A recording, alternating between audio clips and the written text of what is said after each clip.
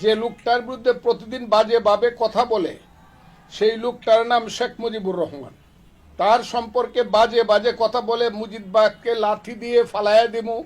বা উত্তরের সংবিধানকে ড্রেইনে ফালাইয়া দিয়ে আমরা নতুন সংবিধান করব, নতুন দেশ করব, তাদেরকে আমি বলতে চাই ইতিহাসের দৃষ্টিতে শেখ মুজিবের স্থান কিন্তু এমন একটা জায়গাতে, আমি আর আজকে বললাম না, শুধু বলে রাখলাম, শেখ মুজিবের এই তর্জনীটার শক্তির সঙ্গে তোমরা যারা এসব করছো ইতিহাসে কিন্তু তারা কলঙ্কিত হবে এবং এই তর্জনীটার একটা আঙ্গুল নড়ানোর ক্ষমতা তোমাদের নাই শেখ মুজিবের ইতিহাসে। আমি তো দেখছি যে তোমরা তো কেউ কেউ ছাত্র, প্রায় সবাই ছাত্রলীগ করতা,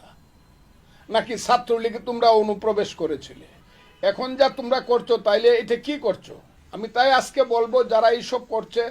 ঠিক আছে তোমরা তোমাদের কাজ করো, কিন্তু মুক্তিযুদ্ধকে নিয়ে